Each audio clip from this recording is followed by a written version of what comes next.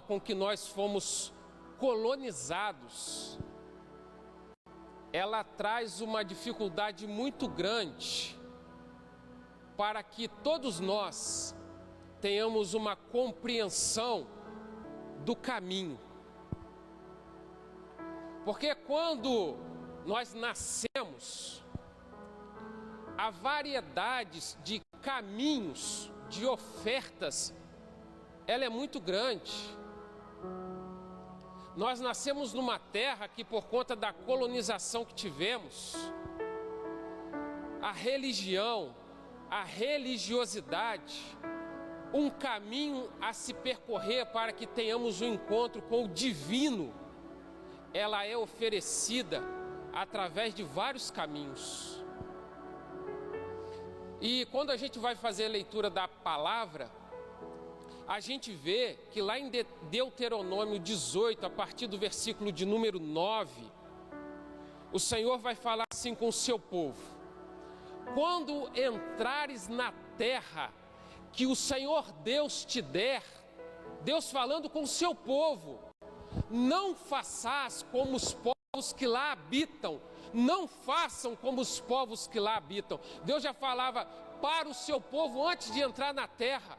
A terra que vocês vão entrar, já existe práticas religiosas, já existe caminhos, mas eu estou dizendo para que vocês não percorram esses caminhos. Vocês não irão percorrer os caminhos dos feiticeiros, vocês não vão percorrer os caminhos oferecidos por aqueles que adivinham. Vocês não percorrerão os caminhos oferecidos por quem consulta os mortos. Vocês não percorrerão o caminho dos mágicos, dos adivinhadores. Eu sou o Senhor. E essas práticas desta terra eu abomino, ela é abominação aos olhos do Senhor. Nos dias de hoje, você já parou para pensar que a gente vive a mesma coisa? A gente nasce numa terra em que é oferecido vários caminhos. O caminho do feiticeiro, o caminho do adivinho, o caminho da cartomante, o caminho da maldade, dos despachos que realizam o nosso desejo da maldade, sem a gente precisar se apresentar fisicamente. E os caminhos oferecidos, e o que o mundo diz? Que todos os caminhos levam a Deus. Você sabia que isso é uma verdade? Que todos os caminhos levam a Deus? É uma verdade. Porque não importa o caminho que eu escolhi, que você escolheu, todos os caminhos, eles vão se convergir para Deus, mas no dia do juízo. Então todos os caminhos, eles vão nos levar a Deus, mas não diz que é um caminho de paz. Mas todos os caminhos nos apresentarão diante do Senhor no dia do juízo.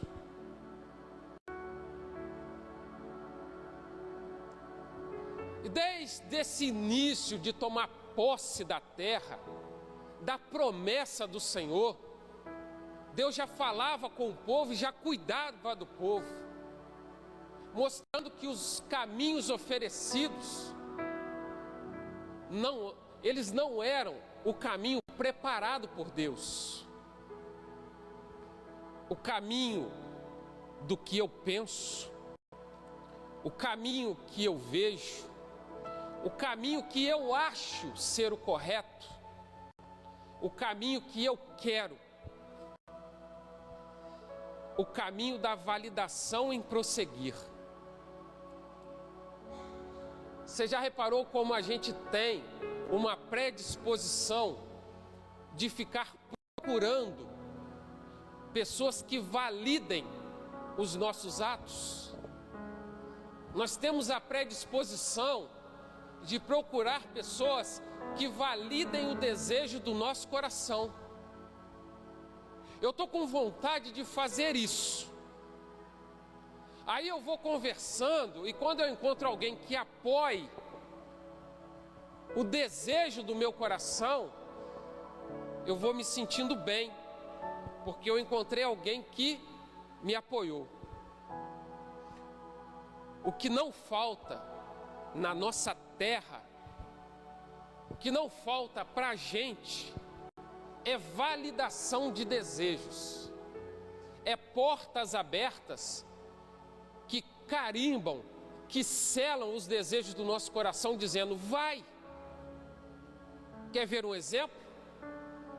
Para quem ama o sexo e se debruça sobre ele de forma promíscua, existem lugares que oferecem até entidades para ainda reforçar e validar esse caminho da perversão. Tem gente que adora a noite, a bebedeira e a malandragem. Existem lugares que oferecem entidades para reforçar a bebedeira e a malandragem. Existe gente que odeia tanto que ela segue o fluxo da vida fazendo maldade. E existem lugares que oferecem: ei, você não precisa mais se aparecer e fazer mal fisicamente para alguém. Existe no mundo espiritual quem faça isso por você, sem você precisar se aparecer. Você só precisa fazer algumas coisas, algumas oferendas, para que o mundo espiritual realize a obra que você gostaria de realizar da maldade. Mas você nem vai precisar aparecer. O mal fará o seu desejo sem que as pessoas saibam que ele foi exercitado no desejo do seu coração. Caminhos. E a gente vai percorrendo e vai vendo que tem um monte de gente que está perdida dentro de um caminho. E a lei da semeadura, ela não é religiosa. A lei da semeadura, ela é universal. Porque às vezes a gente acha que a lei da semeadura é para quem vai estar dentro de uma igreja. Não. A lei da semeadura é para quem vive. A lei da semeadura, ela está estabelecida dentro do trabalho, dentro da escola, dentro do casamento, dentro da família, dentro da relação com os amigos, dentro da igreja, dentro da criação dos filhos. A lei da semeadura, ela não passa pela religião, ela passa pela vida, pela forma com que a gente caminha em todos os âmbitos. E uma hora, isso gera fruto. E tem gente desesperado, em agonia, porque ele percorre um caminho que valida os desejos, valida o acho, valida o pensamento.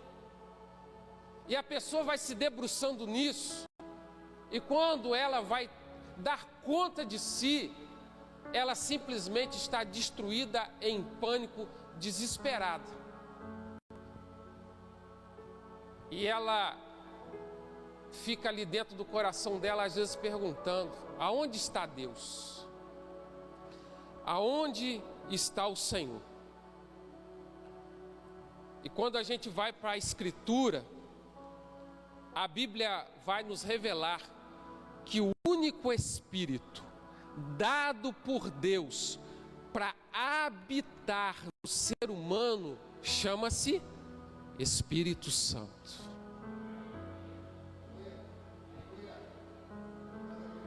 E agora eu começo a canalizar então o meu pensamento, porque então existe uma exclusividade. Não é uma variedade, é uma exclusividade. A mim foi oferecido vários espíritos como direcionadores, mas a Bíblia revela que há um só Espírito, por Deus, para fazer morada, para Deus habitar em mim, o Espírito Santo. Então, discernindo pela palavra,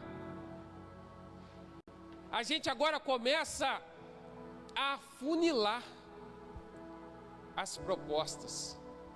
A gente agora começa a discernir as propostas e entender que a multiplicidade, ela não é o caminho que eu quero. E um caminho que tem abalado a vida minha e talvez a sua, é o caminho do coração. Porque a gente tende a se inclinar para as coisas do coração. Porque as coisas do nosso coração, ela nos alegra. Mas não necessariamente é a melhor atitude. Interessante que Paulo, em Romanos, capítulo de número 1, a partir do versículo 24, ele vai falar sobre isso. Que quando Deus não é o direcionador dos passos, e que depois da gente insistir em não dar a Deus a nossa vida, Deus nos entrega ao nosso próprio coração. E Paulo, no final do capítulo de número 1, ele vai listar mais ou menos 23 pecados que o nosso coração produz.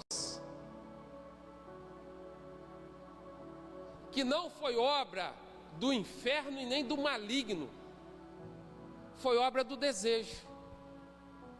Obra minha, desejo meu, que eu não ponderei em Deus antes de praticar, mas o mal que quero, esse faço, sem ponderar em Deus se aquilo é correto. Então, Paulo, no número 1, a partir do versículo 24, ele vai falar: então por que vocês não honraram a Deus, sendo Ele Deus? Ele vos entregou a concupiscências do próprio coração. É um caminho, é uma escolha, é uma proposta a ser seguida. Mas ele mesmo conclui o capítulo de número 1, mostrando quais são os frutos, quais são as realizações que o nosso coração sem Deus produz. E quando a gente vê os embaraços que a gente se mete, geralmente, ou vamos colocar todos eles, são embaraços que a gente nunca perguntou para Deus antes de realizar, antes de fazer. E que depois ele traz esse fruto amargo, em que há um semeador, há um construtor, nós, o nosso coração. Então são caminhos, e o coração é um caminho que eu posso estar seguindo, mesmo estando aqui. Porque se o evangelho nunca for uma ponderação para os meus desejos, se antes de realizar aquilo que quero, eu nunca apresento para a luz do evangelho, eu vou estar, mas o caminho que eu escolhi percorrer é o meu coração. É simplesmente o meu coração.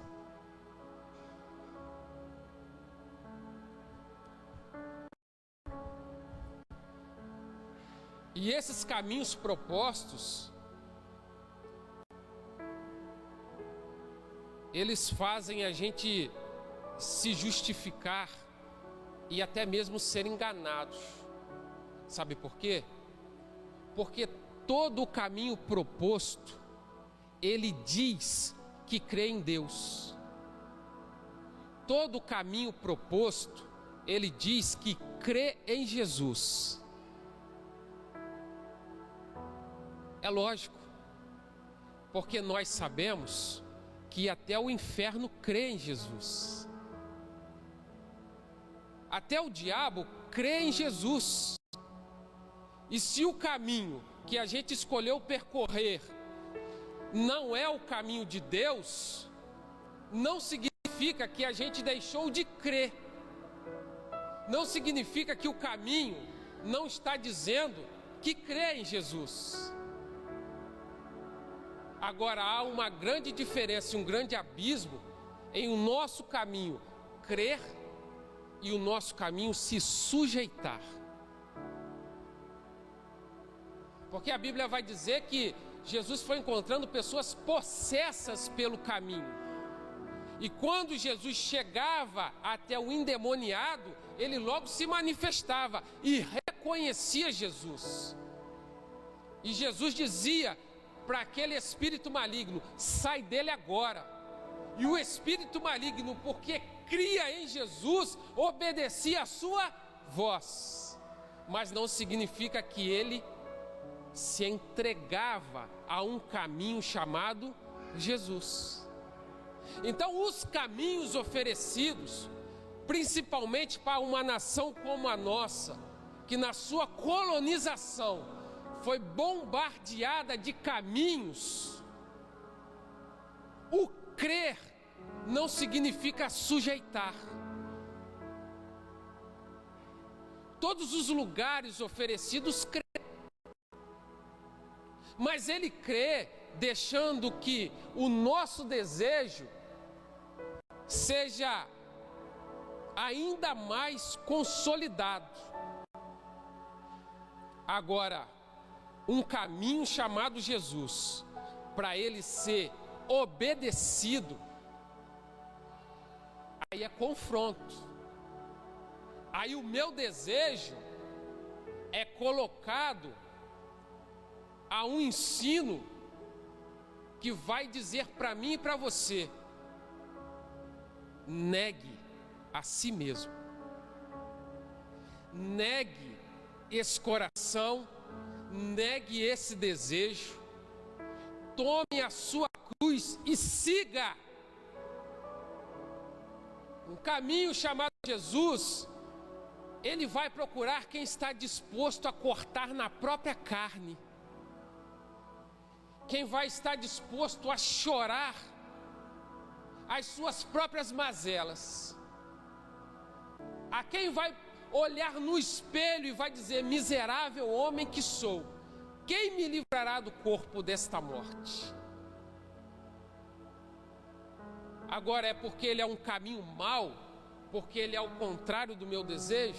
Não. É porque a história nos revela que a humanidade submetida somente aos seus desejos, ela é um caminho de destruição. É por isso que há uma intervenção divina. A intervenção divina é para nos tirar do fluxo do nosso coração, é para pegar a multiplicidade de caminhos e canalizá-lo num único caminho. Que intervenção divina é essa? É que Deus amou o mundo de tal maneira que deu o seu único, preste atenção nisso, único filho, para todo aquele que nele crê não pereça, mas que tenha vida eterna. Para que isso? Para nos resgatar do caminho que a gente escolheu.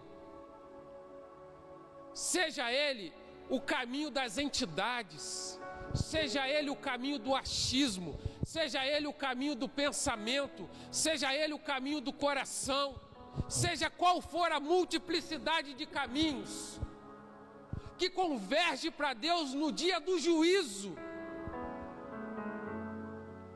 Deus se levantou do trono e interviu para canalizar o caminho da verdade.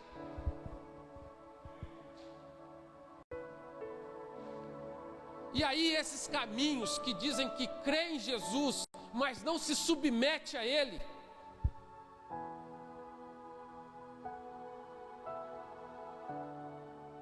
não se submete a Ele, é o mesmo caminho que na sua multiplicidade ensina para mim e para você que a humanidade ela é filha de Deus. Todo mundo quer viver na multiplicidade de caminhos, não importa qual o caminho é. Mas no final, todo mundo requer a paternidade. Já viu quando alguém está sendo favorecido? Aí o outro chega e fala assim: eu também quero, eu também sou filho de Deus. Ou seja, todo mundo quer tomar posse da paternidade, mas sem se submeter. Todo mundo na facilidade, mas sem querer se submeter, requer a paternidade.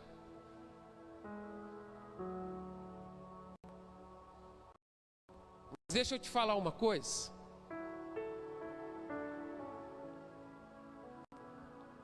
Isso aqui vai ser forte. Não tem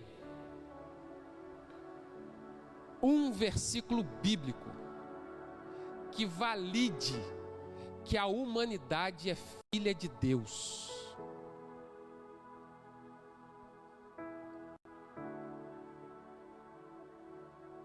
Mas os caminhos ensinam que todos são filhos de Deus. Mas a palavra que canaliza o único caminho de exclusividade, não tem um versículo que valide que a humanidade é filha de Deus.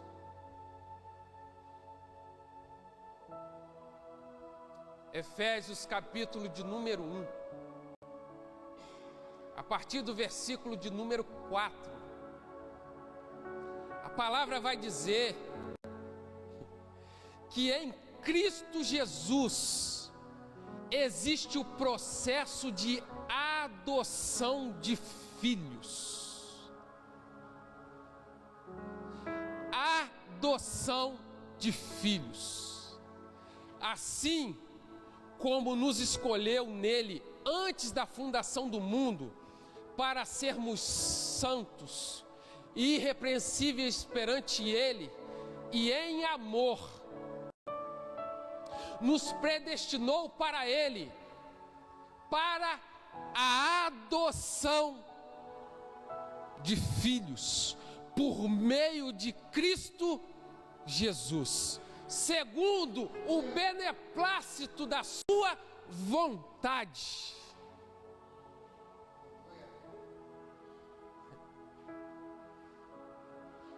O Senhor está dizendo que antes da fundação do mundo, o Cordeiro já estava imolado. Ou seja, antes de Deus criar, Deus salvou. Dá para compreender isso? O Cordeiro já estava imolado antes da fundação do mundo. Então ele nos predestinou antes da fundação do mundo. O que é isso? Antes de criar, ele sabia que nós iríamos tropeçar. Então, antes de haver criação, já existia a salvação. Por isso, o teu pecado e o meu pecado não surpreendeu Deus. Deus não foi surpreendido com a sua queda, com a minha queda. Porque antes de nos criar, Ele já tinha nos escolhido antes da fundação do mundo. Porque o Cordeiro já estava imolado antes da fundação do mundo.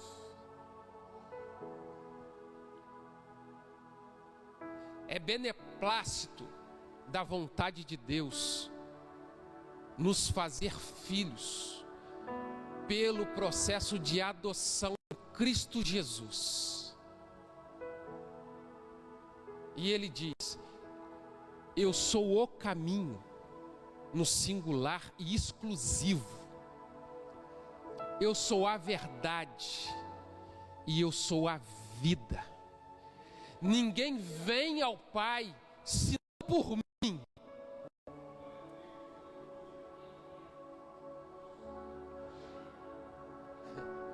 Coisa linda de Jesus. É vontade de Deus nos fazer filhos. E o filho só anda em um caminho: Jesus, o caminho a ser percorrido. E o processo de adoção é lindo demais. Você já viu pessoas que têm muito conflito na família? Chega uma hora que ele diz assim: eu não pedi para nascer nessa família. Você é da família, mas você não pediu para nascer. Agora olha só que coisa linda. Quem adota porque a gente não nasceu na família. Mas quem adota escolheu amar. Eu não sei qual é o conflito do teu coração. Eu não sei quais são as tuas dificuldades. Eu não sei quais são os traumas que você carrega de uma relação de família. Mas o processo de adoção, ele não está perguntando aonde você foi gerado. O processo de adoção está dizendo para mim e para você que a partir do momento que Jesus passa a ser Senhor e Salvador,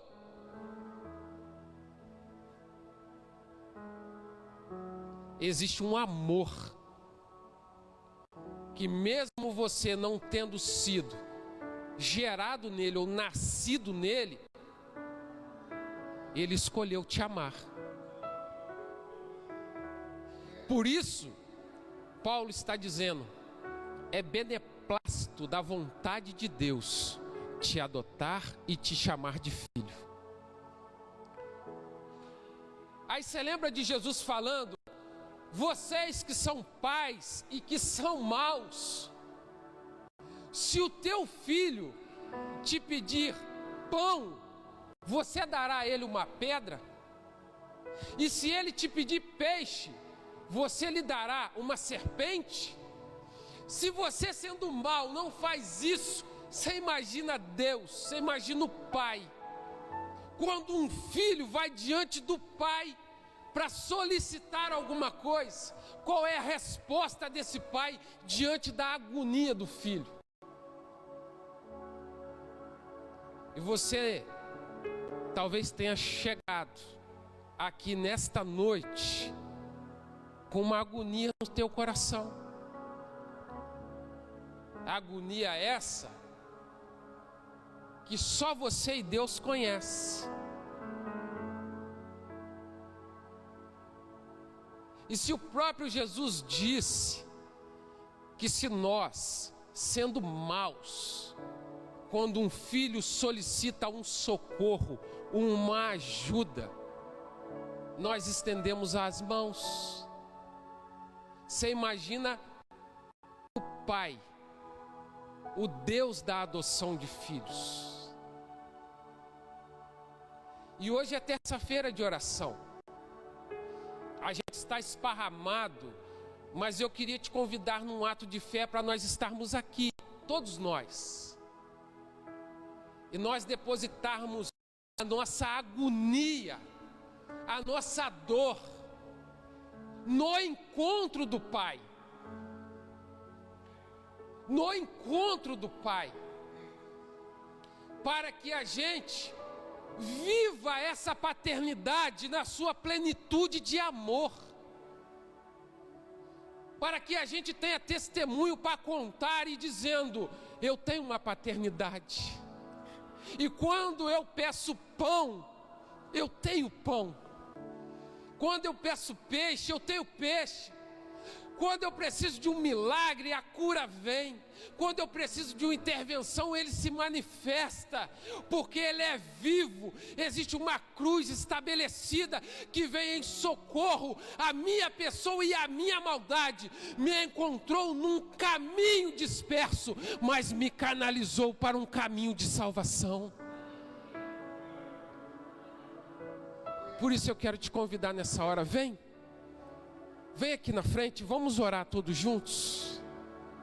Vai colocando diante de Deus a tua dor, a tua agonia de um Deus que te ama, a tua agonia de um Deus que te vê, a tua agonia de um Deus que Ele não fica parado, Ele não fica paralisado, mas Ele se importa contigo. Não importa, querido, o caminho que você tenha trilhado, Deus não foi surpreendido pela sua escolha, porque Ele escolheu te amar e te salvar, antes que Ele te criasse. Os mistérios de Deus, eles vão muito além da nossa razão, eles vão muito além do que aquilo que a gente pensa, do que a gente produz. Nós estamos num caminho que é eterno, num caminho que tem cruz, que tem sangue, que tem perdão e que é cheio de amor. Por isso eu quero te convidar a fechar os olhos. Comece a colocar diante do Senhor toda a sua dor,